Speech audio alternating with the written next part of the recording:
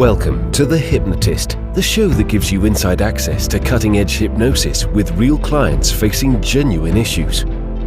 Brought to you by the hypnotherapist demanded by celebrities, CEOs, and even royalty, Adam Cox. These recordings took place live from Adam's clinic in London's world-famous Harley Street. This podcast features powerful hypnosis, so do not listen while driving or operating machinery.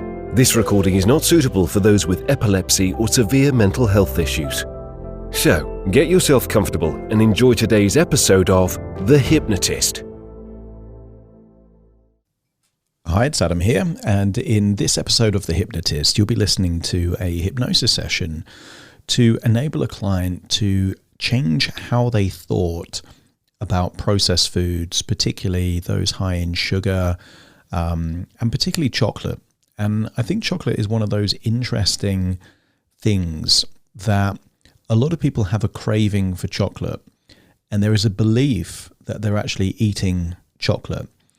But if you think about chocolate as it was originally discovered by the original kind of explorers, the conquistadors of the past, when they brought back the original coca from these kind of the New World, it was actually a very bitter substance.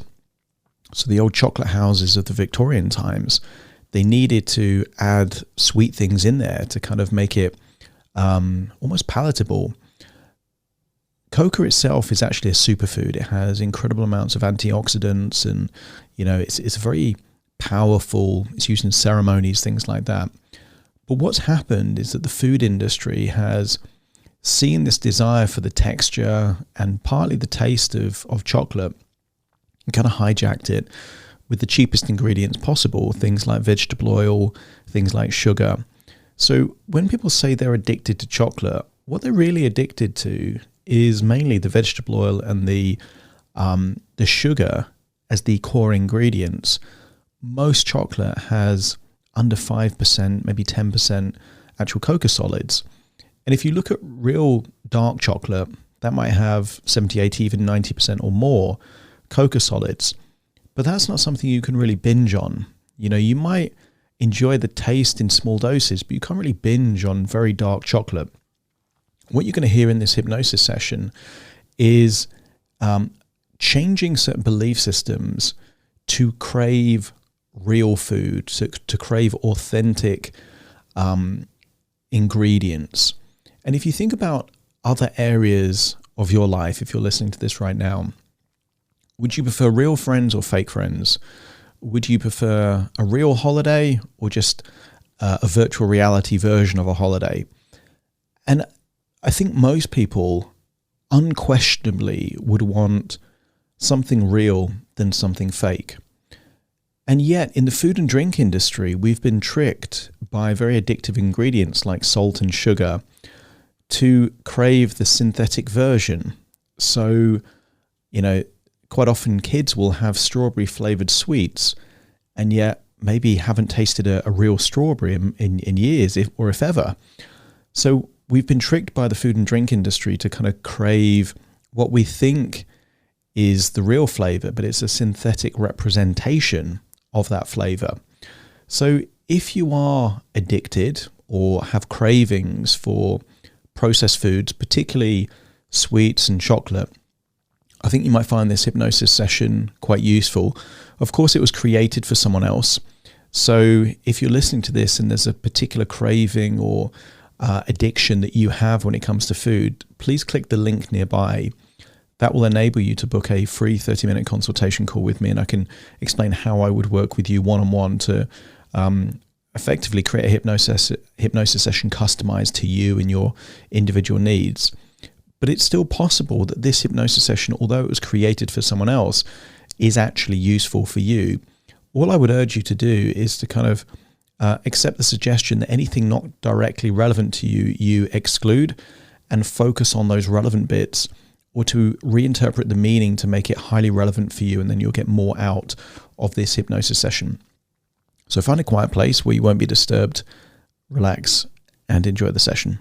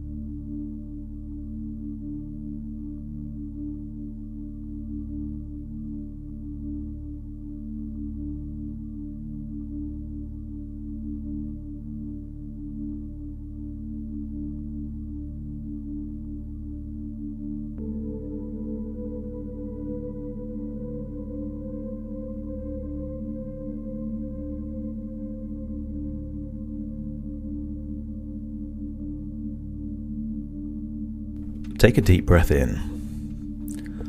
And as you breathe in a resourceful feeling of relaxation. And as you exhale, just allow your eyelids to close. That's right. Breathing in that resourceful feeling of relaxation.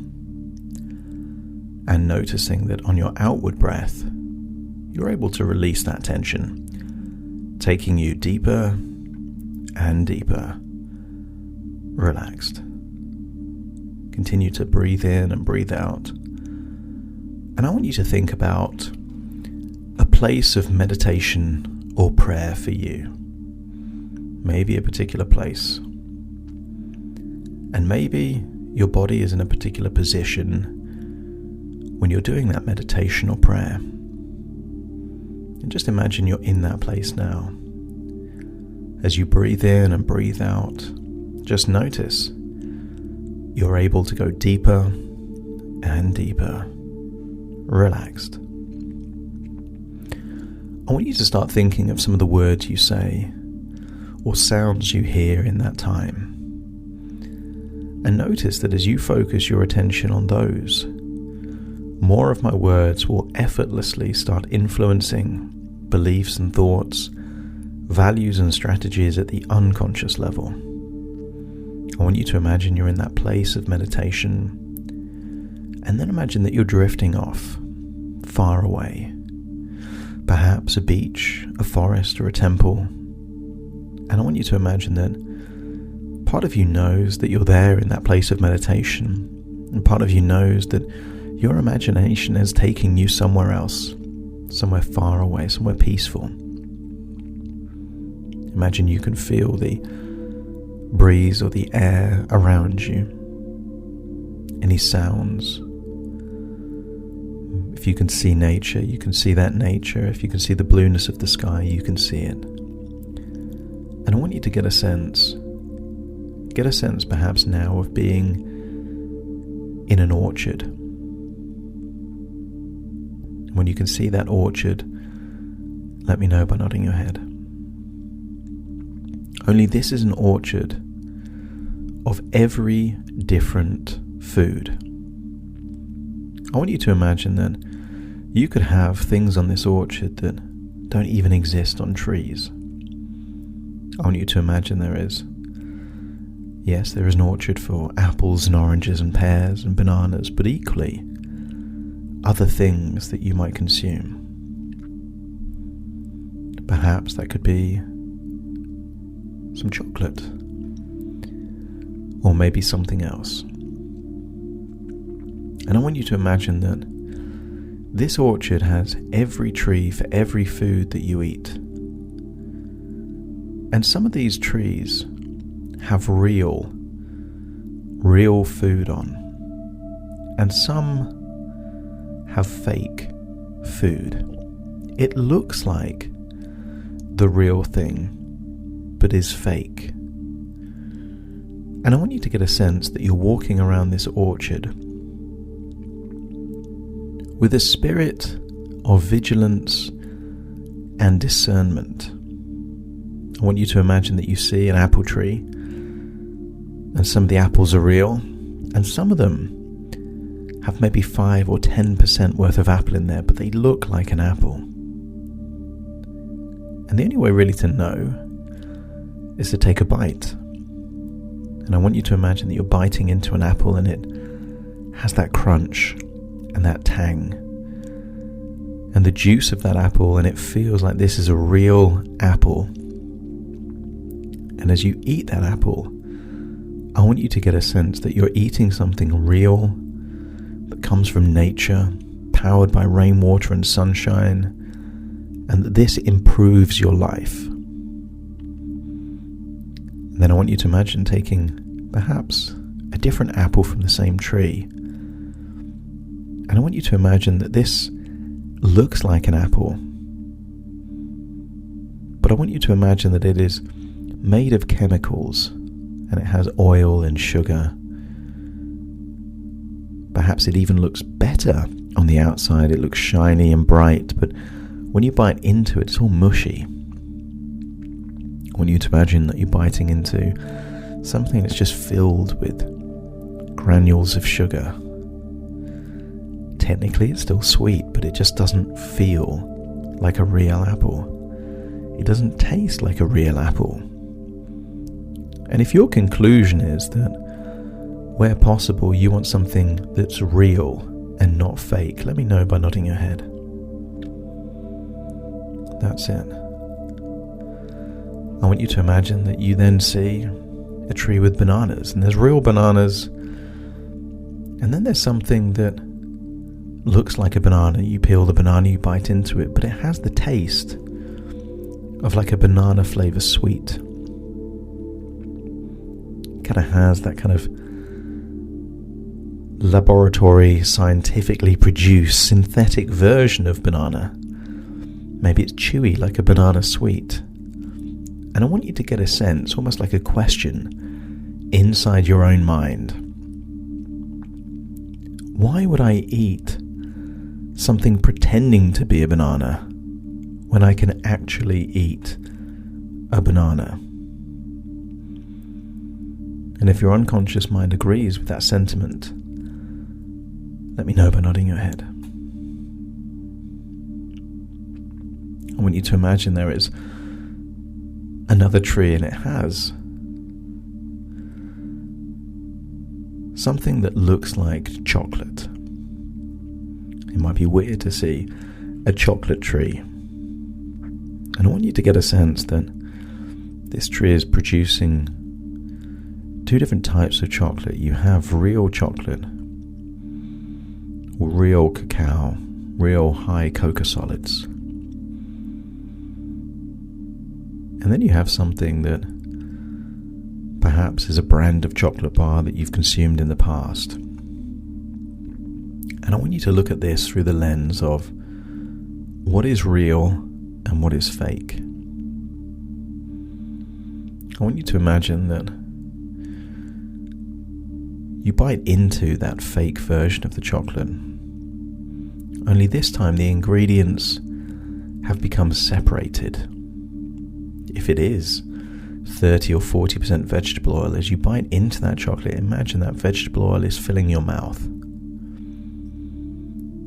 That gooey, oily texture. If it's maybe 25% sugar, imagine you can have that crunch of the sugar granules rotting away at your teeth. I want you to get a sense that when you think of the ingredients as separate ingredients, it's quite a disgusting proposition. And then on that same tree, I want you to find a bar of chocolate that has high cocoa solids, 90% or more. As you bite into that, I want you to get a sense that this is real chocolate. This is what people on boats hundreds of years ago travelled around the world to discover. The most original places. Central America, South America, parts of Asia. Finding those real, original source of those key ingredients that have that ability to activate serotonin, dopamine, those wonderful neurotransmitters that feel great.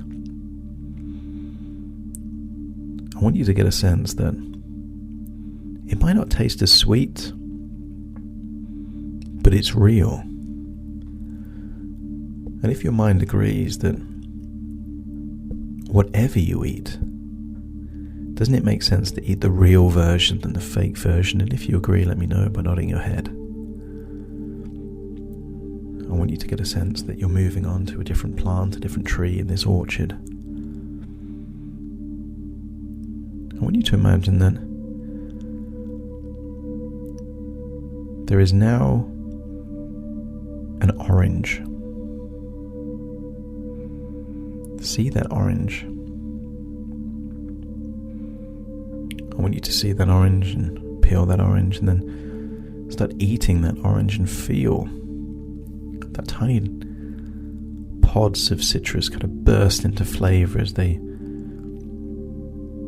break giving you all of that amazing flavor and texture on your tongue.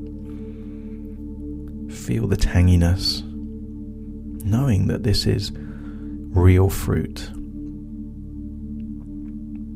And then imagine seeing a can of an orange flavored drink on exactly the same tree. And I want you to get a sense that there's something cynical about this. Why is it that so many people are willing to pay more for something that has a tiny percentage of what the real thing is? If you eat an orange, you're eating 100% orange. If you eat or drink an orange flavored thing, maybe there's not even a single percentage of orange in there. Maybe it's just a chemical representation of the flavor of that same orange. There are orange flavored sweets, orange flavored fizzy drinks, but what are they really? Is it not just water, sugar, perhaps sweeteners, and chemical flavorings that give the illusion of it being orange flavored? As you look around this orchard, I want you to imagine that this orchard rewards the discerning,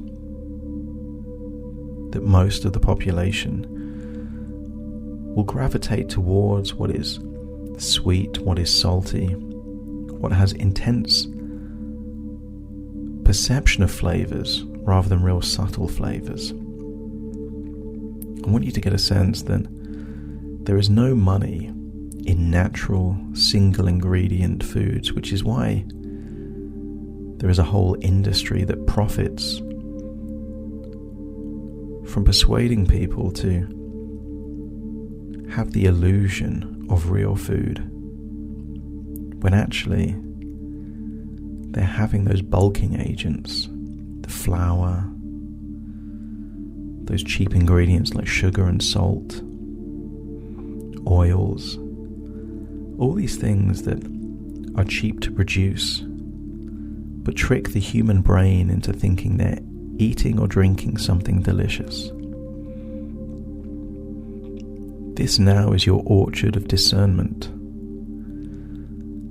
And the more you do it, the better you get at being able to figure out what is real food, what is real drinks, and what is the things that are tricking you into just paying to damage your own health. I want you to imagine at the end of this orchard is an impressive looking bank. And they're willing to sell you a bar of solid gold. I want you to imagine that you like the idea of gold. It is something unquestionably valuable. And you believe that you are buying 100% gold. Imagine whatever savings you have buying this gold. And then when you get it back to your home, you then discover that there is only a tiny percentage of gold in this gold bar. The majority is cheaper metals like tin, iron, steel. You thought you were getting 100% gold, but actually you've got a tiny percentage of that gold. In this environment, is that not fraud?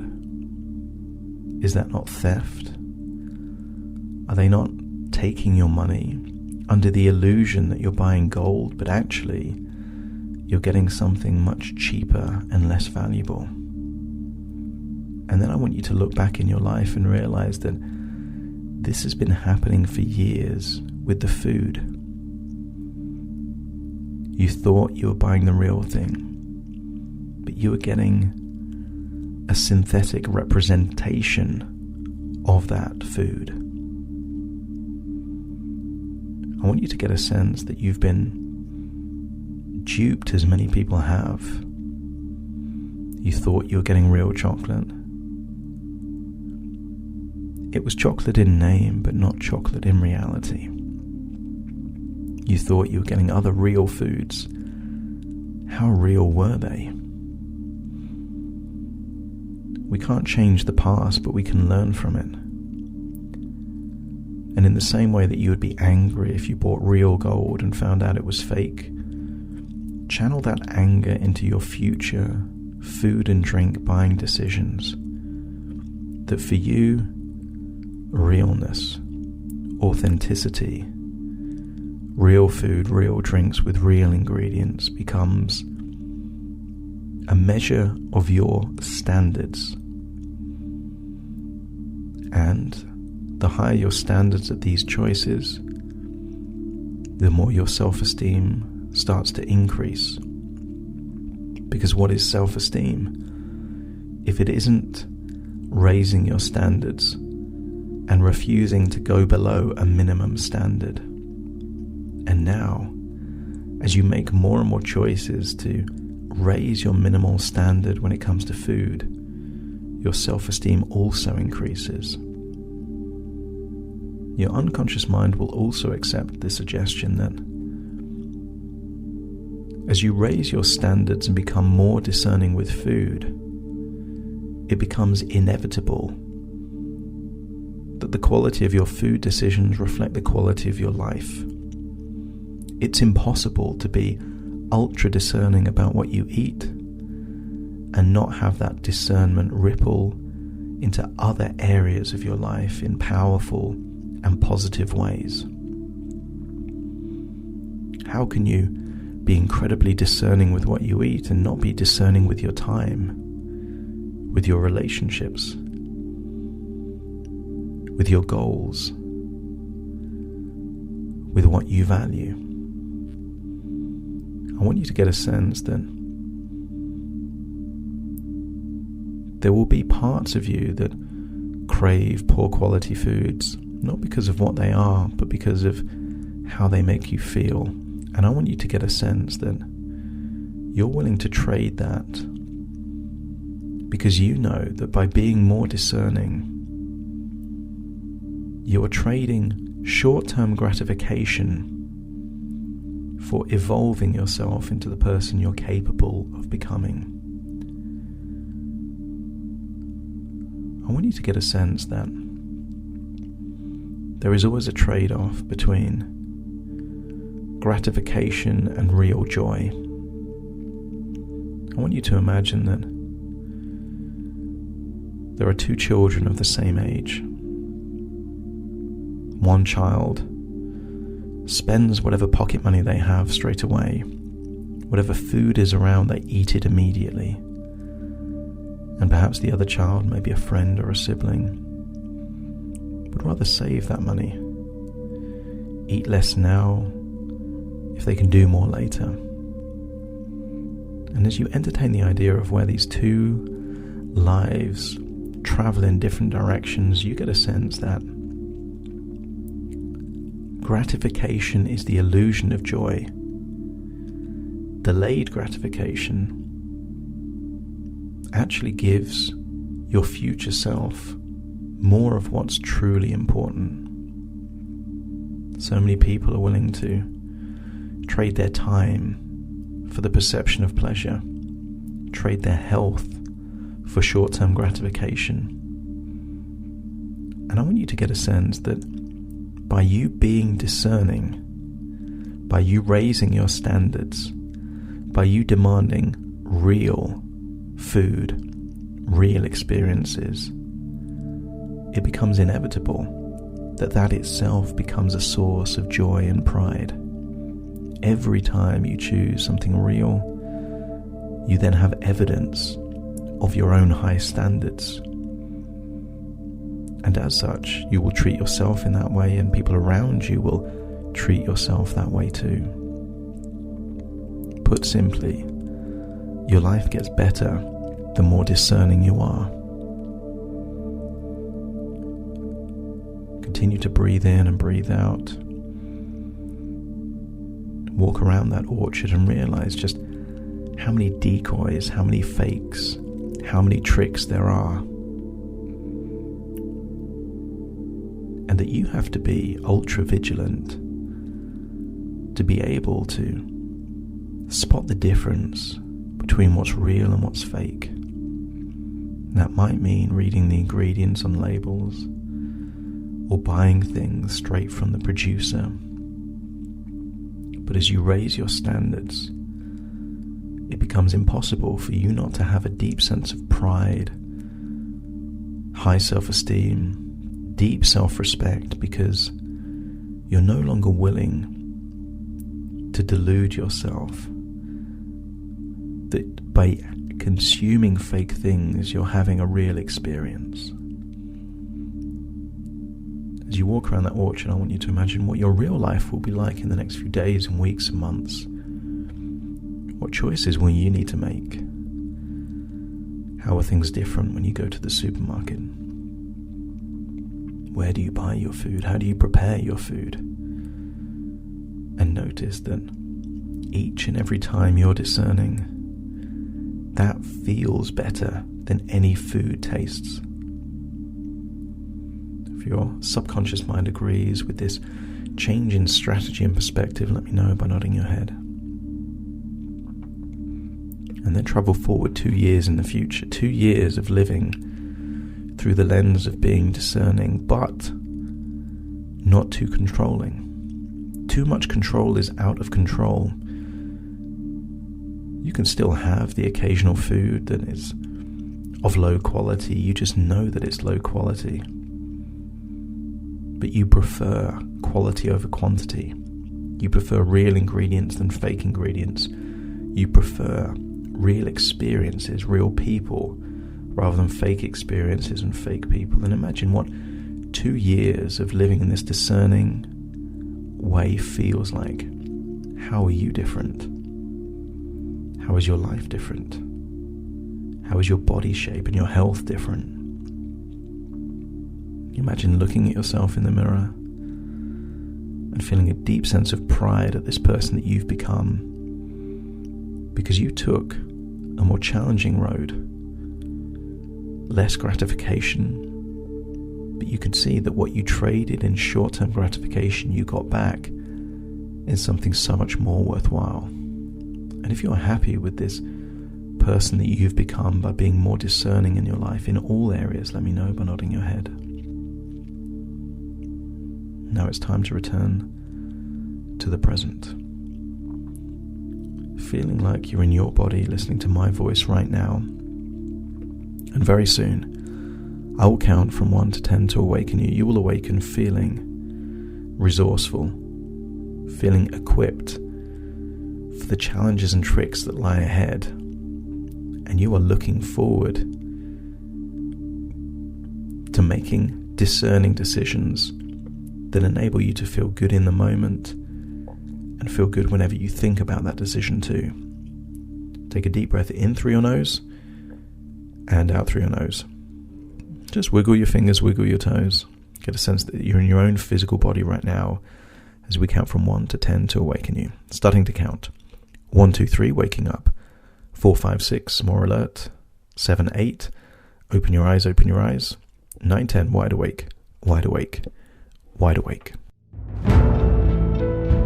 Thank you for listening to The Hypnotist with Adam Cox, the show that gives you inside access to cutting-edge hypnosis with real clients facing genuine issues. To automatically receive the latest episodes, please subscribe. If you'd like to support the show, please share this episode with just one friend you think it could help. And if this episode helped you, please leave us a 5-star review.